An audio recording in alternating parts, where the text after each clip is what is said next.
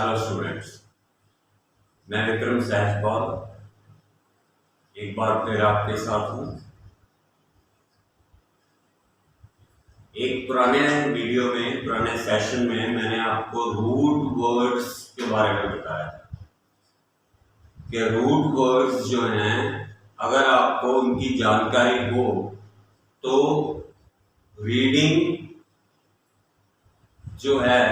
जो सबसे ज़्यादा मुश्किल टास्क लगती है स्टूडेंट्स को, उसमें ये बहुत ज़्यादा इफेक्टिव है अगर आपको रूट वर्ड्स की नॉलेज हो।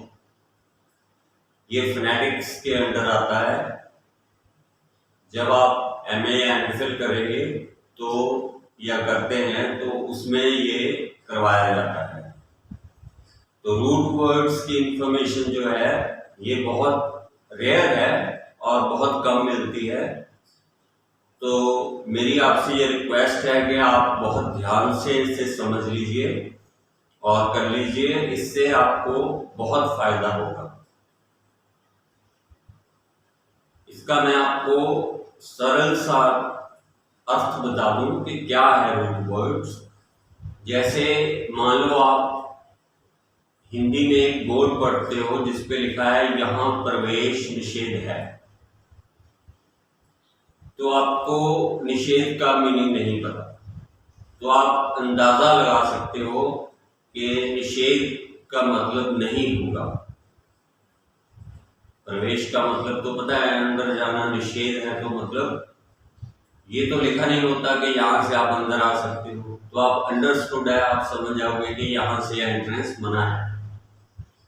तो ये जो अंदाजा लगाना है कि ये वर्ड किस तरफ जाता है या ये वर्ड क्या मीनिंग होगा इसका, अगर आपको रूट वर्ड्स पता हो तो आप शब्द को समझने में उसके बहुत नजदीक पहुंच सकते हैं। क्योंकि ये बहुत बड़ी प्रॉब्लम होती है स्टूडेंट्स की कि क्वेश्चन में कई बार ऐसी वोकैबुलरी के वर्ड आ जाते हैं जिनका मीनिंग बिल्कुल नहीं पता होता। अगर आपको लगता है कि मुझे इसका मीनिंग थोड़ा बहुत भी पता होता तो मैं आसानी से आंसर दे सकता था, तो ये उसमें आपके लिए बहुत हेल्पफुल होंगे। तो रूट वर्ड्स जो हैं ये मोस्टली लैटिन और ग्रीक वर्ड से मिलके बने हुए हैं। इंग्लिश ज्यादातर जो इंग्लिश लैंग्वेज है ये ग्रीक और लैटिन वर्ड से बनी हुई है। तो पहला जो हमारे पास लैटिन वर्ड है रूट, वो है ग्रेग, GREG। तो ग्रेग का मतलब है झुंड। तो ये जहां पर आपको लगा हुआ मिल जाए इसका मतलब झुंड से रिलेटेड है।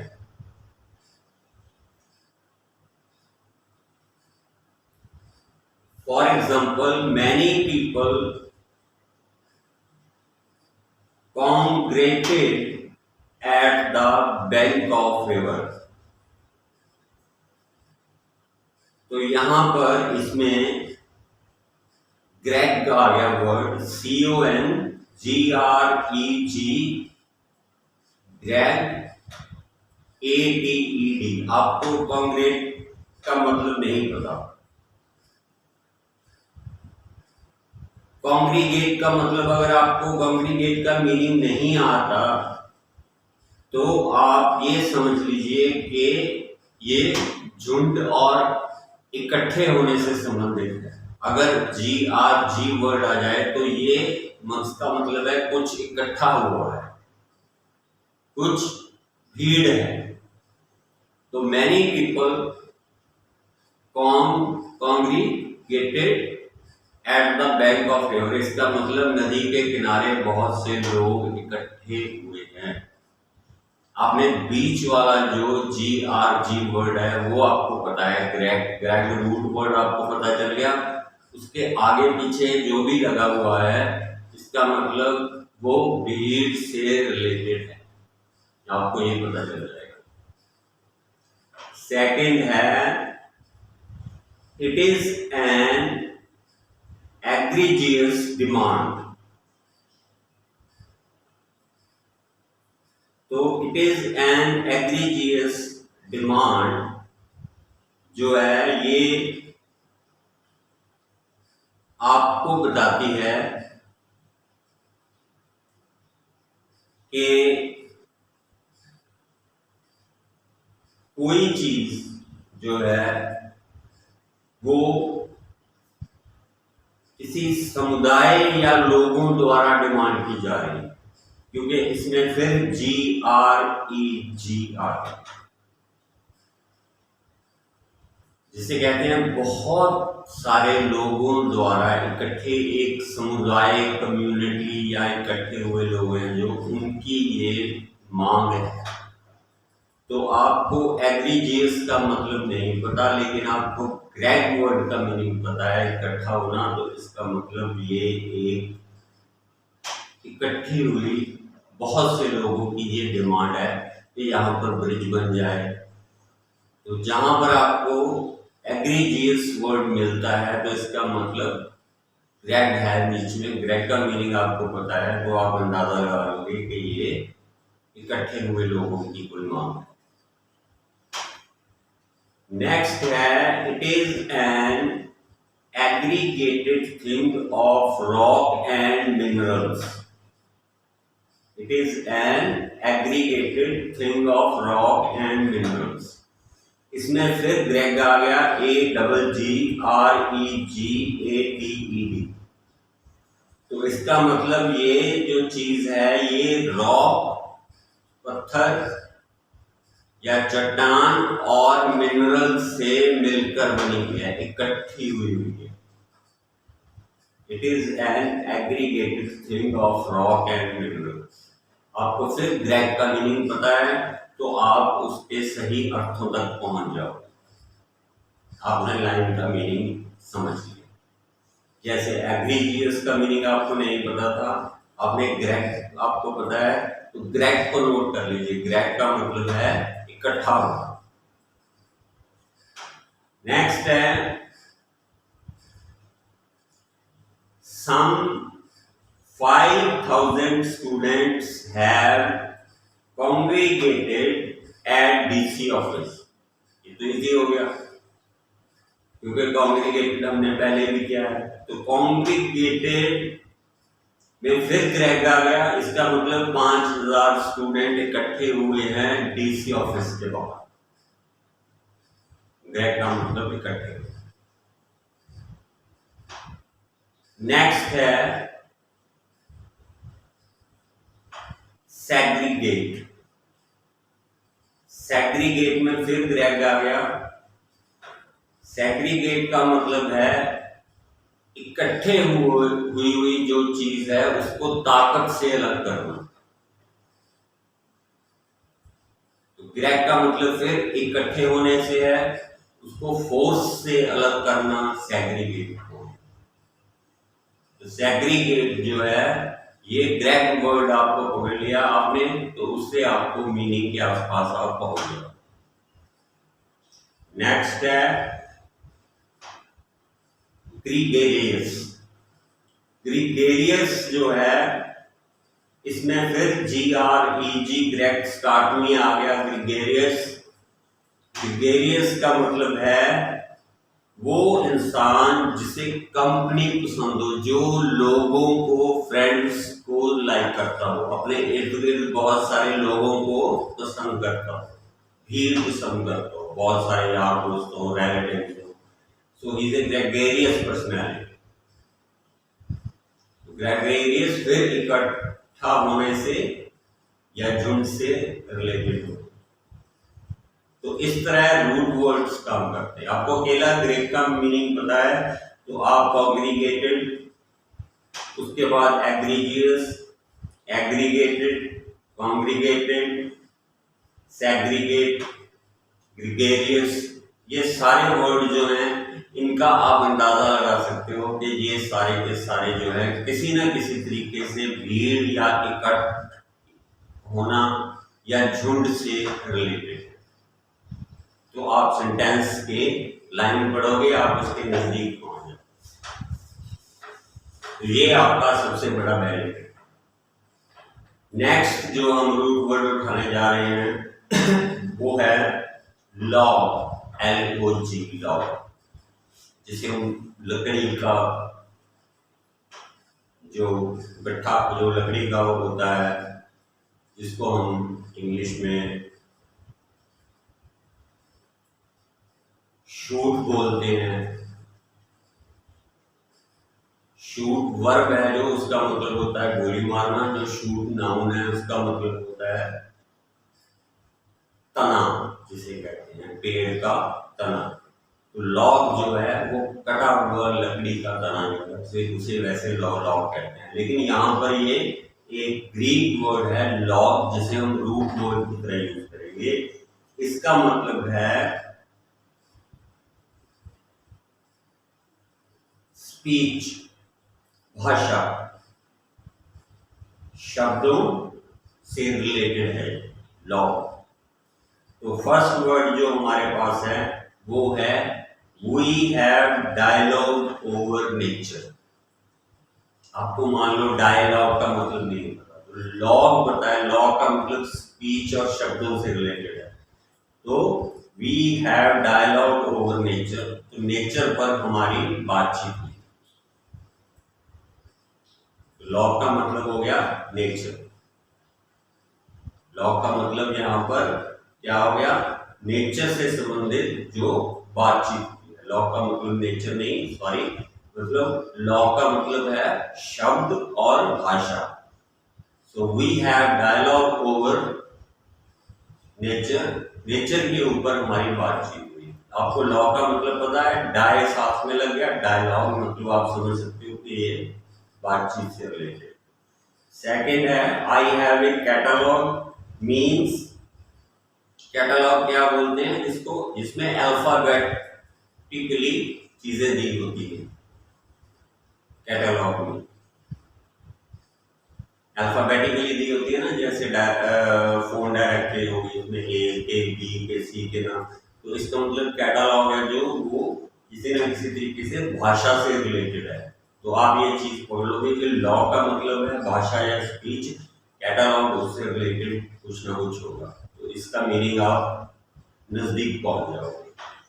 नेक्स्ट है एपिलॉग। एपिलॉग जो है ये है जो स्पीच या जो भी शब्द किसी नाटक या राइटिंग के एंड में बोले जाए, जैसे आप टास्क 2 में कंक्लूजन बोलते हो, तो वो एपिलॉग भी यूज हो सकता है।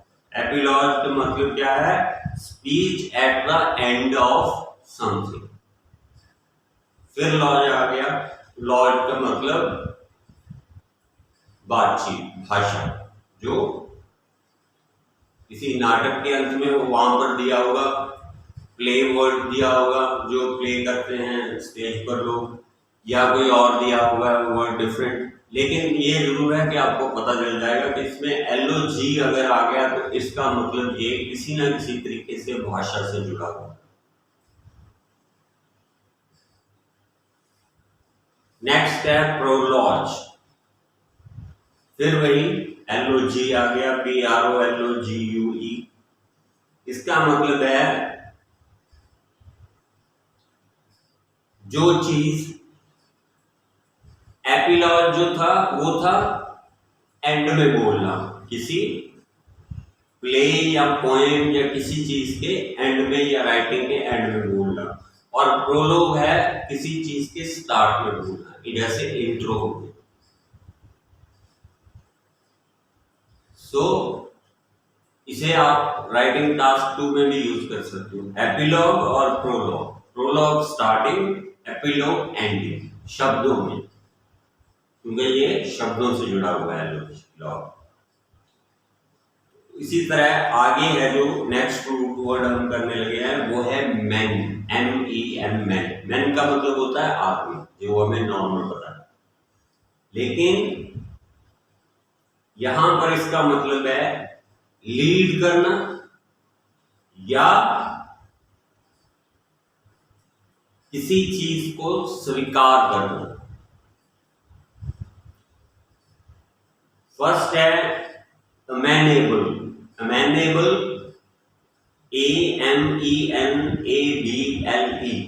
अमेनेबल। अमेनेबल का मीनिंग आपको पता नहीं, तो हमें ये पता है कि इसका मतलब है या तो लीड करना या स्वीकार करना। तो सेंटेंस हमारे पास आ गया, my uncle's death was not amenable. मतलब कि मेरे अंकल की जो डेथ थी वो मैं स्वीकार नहीं कर सका, यानी मैं उस चीज को एब्जॉर्ब ही नहीं कर पाया, मैं शॉकिंग हुए कि ये क्या हो गया, इट वाज नॉट अमेनेबल। तो मैन का मतलब किसी चीज को स्वीकार करना या लीड करना। नेक्स्ट है girlish. Girlish mean was not acceptable for me. जो लड़कियों जैसा स्वभाव है वो मेरे लिए स्वीकार योग्य नहीं। कई लड़के हैं ना जो लड़कियों की तरह एक्ट करते हैं, लड़कियों की तरह चलते हैं, लड़कियों की तरह बात करते हैं, उनके हाथ पांव के मूवमेंट वैसे होते हैं, तो मुझे वो स्वीकार नहीं है। सो गर्लिश जो है, girlish man was not acceptable for me, मेरे लिए स्वीकार करने योग्य नहीं है। फिर उसमें क्या आ गया, मैन आ गया। उसके बाद आ गया demeanour. Demeanour means the way a person behave. Lead करता है, जैसे एक आदमी लीड करता है। DEMEANOR, डेमेनोर। डेमेनोर मतलब जैसे एक आदमी बिहेव करता है, लीड करता है। कैसे लीड करता है वो उसमें आगे एक्सप्लेन किया। लेकिन आपने मैन वर्ड आपको पता है कि मैन अगर इसके अंदर MEN आ गया तो इसका मतलब या तो लीड करना है या स्वीकार करना। मिसडेमेनोर मीन्स मिसबिहेव, यानी फिर मिसडेमेनोर मतलब मिसबिहेव, लीड करना, मिसबिहेव करके लीड करना। एक बिहेव करके लीड करना, एक मिसबिहेव करके लीड करना। डेमेनोर यानी लीड करना अच्छा बिहेव करके। सेकेंड मिसडेमेनोर मतलब मिसबिहेव करके लीड करना। जैसे I do not like people of misdemeanour, जो लोग गलत तरीके से व्यवहार करते हैं, बिहेव करते हैं, मुझे वो पसंद नहीं है। I do not like people of misdemeanour. तो मैंने आपको पता है इसका मतलब लीड करना या स्वीकार करना है, तो ये आपको पता चल जाएगा। नेक्स्ट लैटिन रूट वर्ड है हमारे पास मिट, MIT मिट या MISS मिस, दोनों हो सकते हैं, मिट या मिस। इनका अर्थ है होने देना या भेजना, होने देना या भेजना। जैसे एडमिट, आपको एडमिट का मतलब नहीं पता लेकिन आपको मिट का मतलब पता है। मिट का मतलब है होने देना या भेजना। तो एडमिट का मतलब क्या होता है, किसी को आने देने की परमिशन, चाहे वो हॉस्पिटल में हो चाहे वो स्कूल में हो। एडमिट करना मतलब आने देना, जैसे मैंने कहा ना, होने देना या भेजना। तो ऐसे ही आने देना, अलाउ करना जिसे कहते हैं। मेट और मिस का मतलब अलाउ करना, चाहे कुछ जाना हो चाहे कुछ आना हो। परमिट, हम कहते हैं बस वालों को परमिट मिल गया। तो परमिट का क्या मतलब होता है कि एक डेस्टिनेशन से दूसरे डेस्टिनेशन तक वो जा सकते हैं। जैसे किसी के पास दिल्ली टू अहमदाबाद का परमिट है तो वो दिल्ली टू अहमदाबाद आ जा सकता है। तो आना जाना क्या हो गया, मिट। परमिट, इसका मतलब मिट है तो इसमें अलाउ किया हुआ है आने के लिए या जाने के लिए। तो परमिट आप कैच कर लोगे, अगर मीनिंग नहीं भी पता कोई प्रॉब्लम नहीं। बेटा आपको पता है। नेक्स्ट है डिसमिस। डिसमिस मतलब किसी को आने ना देना या आने से मना कर देना, अस्वीकार करना। किसी को अस्वीकार करना, स्वीकार नहीं करना, उसको डिसमिस कर दिया, मना कर दिया आने से। तो मिट और मिस मतलब अलाउ करना, भेजना या आने जाने से। जैसे उसे अगर डिस लग जाए आगे, जैसे हमने पहले किया था, मिस लग गया, मिस डेमेनियर हो गया हमारे पास, जैसे एक पर्सन बिहेव करता है, मिस डेमेनियर हो गया जैसे जो आदमी गलत व्यवहार करता है। तो इसी तरीके से यहां पर जिस चीज के आगे डिस लग जाए वो नेचुरली उल्टा हो जाता है, जैसे ओबीडियंट, डिसओबीडियंट। Conduct, misconduct. तो मिस का मतलब उल्टा, डिस और मिस ये ऐसे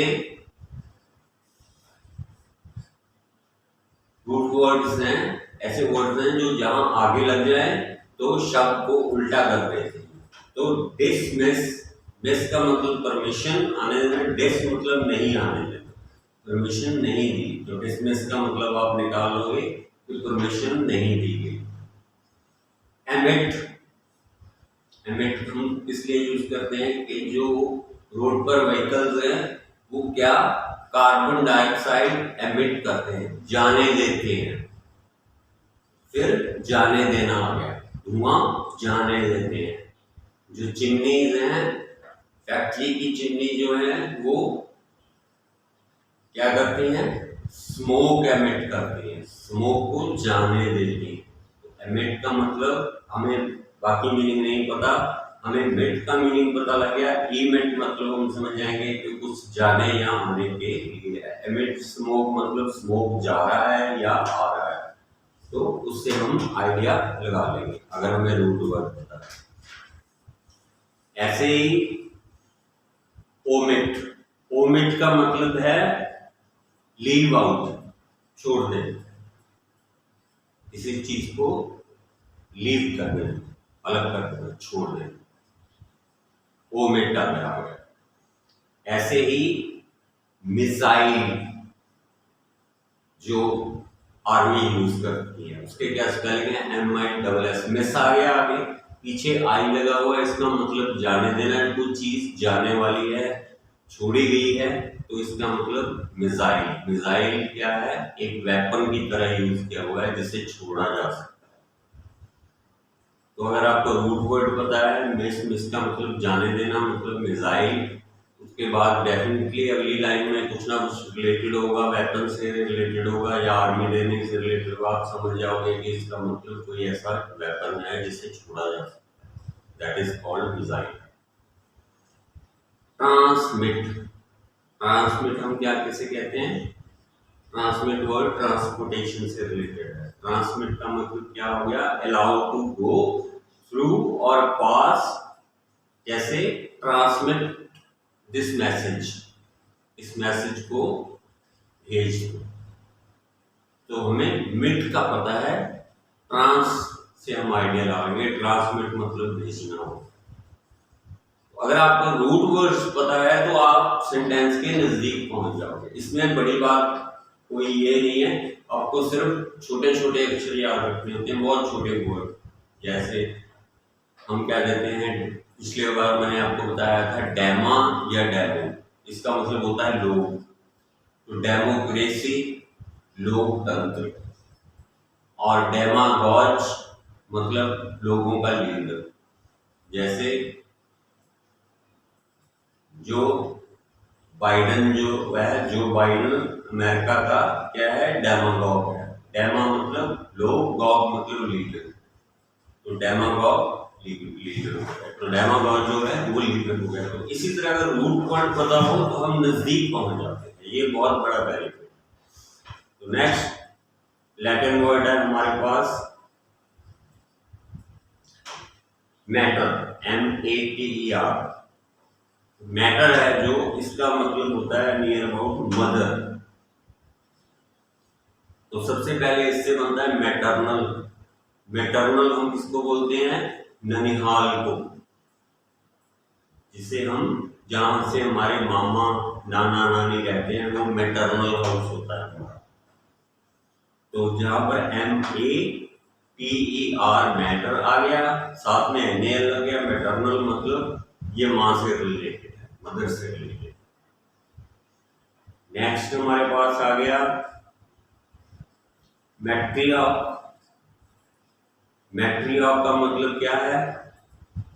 एक औरत who is head of the family, यानी फिर लेडी पर आकर बात है। मैट्रियार्क कहते हैं जो औरत घर की हेड हो, उसको मैट्रियार्क कहते हैं।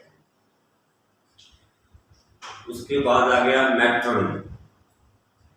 मैट्रन आपने सुना होगा, बोर्डिंग स्कूल की जो हेड हो, अगर लेडी हो, बोर्डिंग स्कूल की हेड अगर कोई लेडी हो तो उसे मैट्रन कहते हैं। फिर वही आ गया मैटर। तो मैट्रन का मतलब लेडी और हेड। मैटरनल जैसे माँ यहाँ से बिलोंग करती है, मदर बिलोंग करती है। इसी तरह मैट्रियार्क मतलब जो घर की हेड है, लेडी। लेडी जो घर की हेड हो उसको मैट्रियार्क कहते हैं। और मैट्रन किसे बोलते हैं? जो स्कूल या यूनिवर्सिटी या कॉलेज की एक लेडी हेड हो, जिसे प्रिंसिपल कहते हैं, या बोर्डिंग स्कूल में उसे मैट्रन कहते हैं। मैट्रिमोनी। मैट्रिमोनी का क्या मतलब हम निकालते हैं? शादी। फिर औरत से रिलेटेड है, तो मैट्रिमोनी मतलब, मैटर वर्ड मतलब लेडी से रिलेटेड है, औरत से रिलेटेड। जहां पर मैटर वर्ड आ गया MATER, तो इसका मतलब वो समझ लीजिए कि ये औरत से रिलेटेड है, यहाँ पर लेडी से कुछ ना कुछ संबंध जरूर हो। नेक्स्ट है हमारे पास मैट्रन। जो वर्ड है मैट्रन का दूसरा मीनिंग है विवाहित, जिसकी शादी हो चुकी हो, वो औरत है जो, उसे मैट्रन भी कहते हैं। शादीशुदा औरत, वो मैट्रन भी होती है। नेक्स्ट हमारे पास रूट वर्ड है, ग्रीक वर्ड है ये। इसका मतलब है, ये है जेन और जेनेट। जेन और जेनेट। अगर आपको जेन और जेनेट का मीनिंग पता है, इसका मतलब है गिव बर्थ टू, किसी चीज की उत्पत्ति करना, पैदा करना। अगर जेन और जेनेट वर्ड आ जाए आपके सामने तो इसका मतलब है उत्पत्ति या पैदा करना। तो जीनियस पहला वर्ड, जेन आ गया, GEN, जीनियस। जीनियस कौन होता है? जो नई चीजें इन्वेंट करता, उसे हम जीनियस कहते हैं। जैसे रामानुजन मैथमेटिक्स के जीनियस थे, उन्होंने नए फॉर्मूले इन्वेंट किए।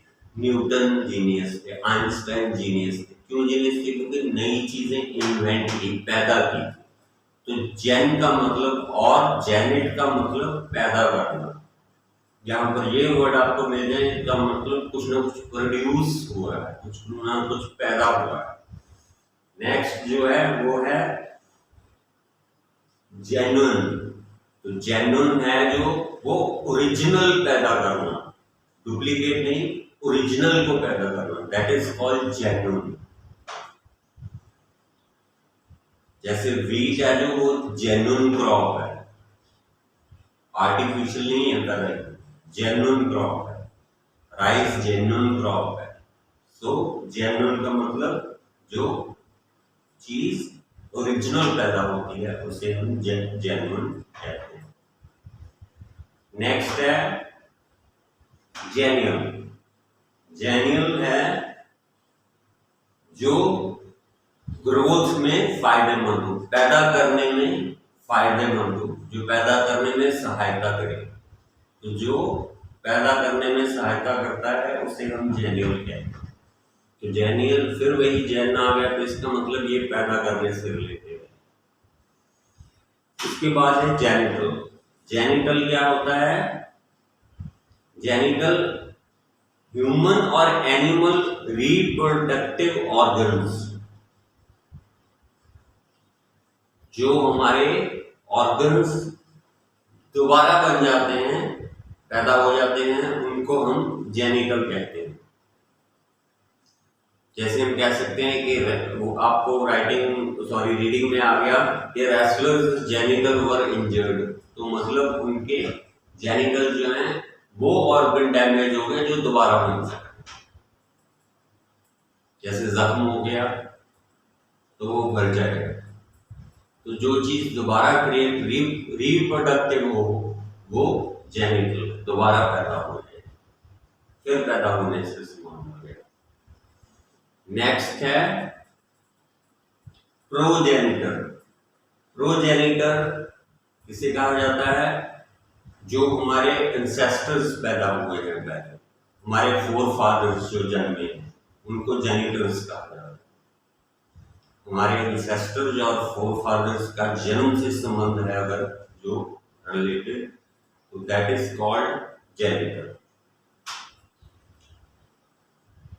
तो हाइड्रोजन, फिर जैन आ गया। तो हाइड्रोजन क्या है? जो फॉसिल फ्यूल्स जो है उनको प्रोसेस करता है और ऑक्सीजन के साथ मिलकर पानी पैदा करता है। तो हाइड्रोजन मतलब फिर पैदा करता है। क्या पैदा करता है? ऑक्सीजन के साथ मिल जाए तो पानी बना देता है, और अगर अकेला हो तो फॉसिल फ्यूल्स में जो है वो तैयार करता है। तो हाइड्रोजन फिर पैदा करने से। नेक्स्ट ग्रीक रूट वर्ड है हमारे पास ग्राफ।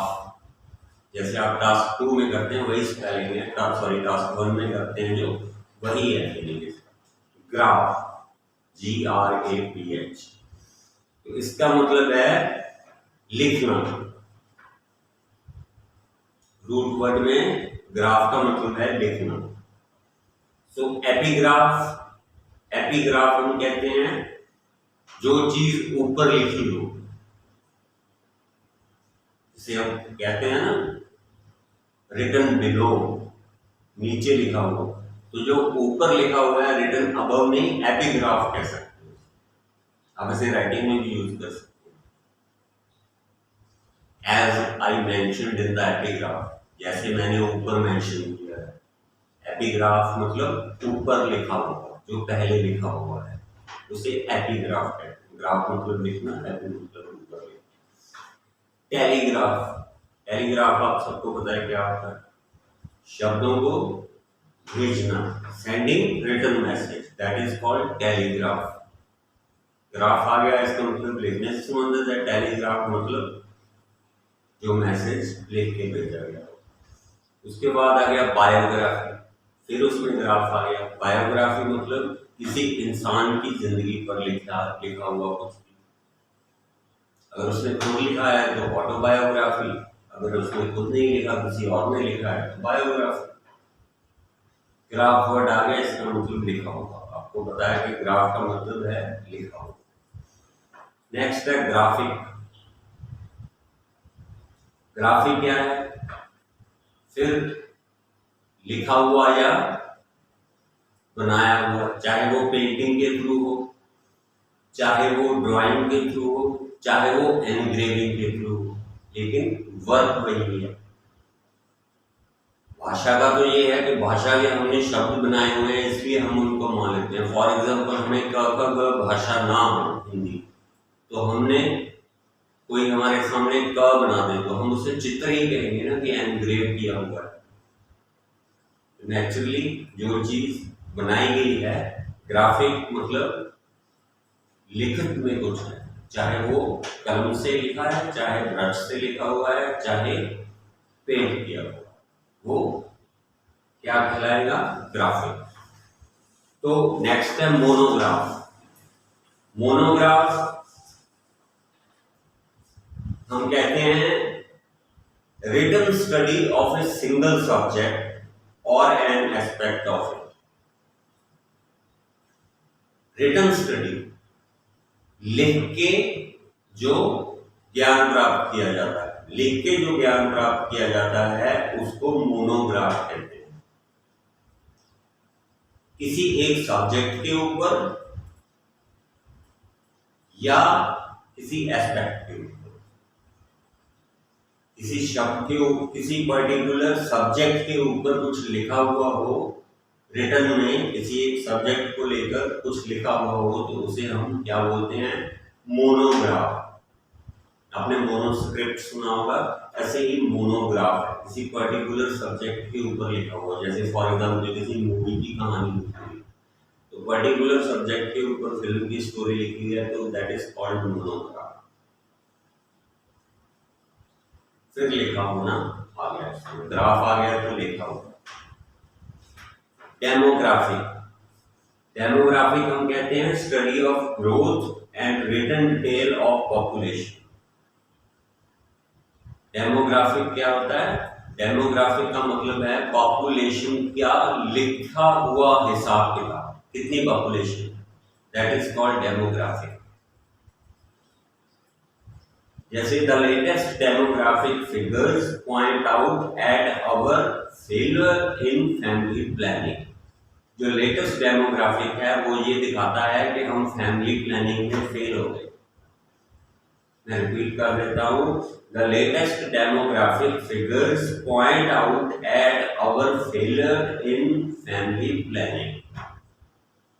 तो फिर ग्राफ आ गया, इसका मतलब लिखा हुआ। तो डेमो मतलब मैंने आपको बताया था, डेमो और डेमो अभी लोगो, तो डेमोग्राफिक लोगो के बारे में लिखा हुआ, दैट इज कॉल्ड। अगर आपको रूट वर्ड पता है तो इजीली आप उस चीज तक पहुंच सकते हैं।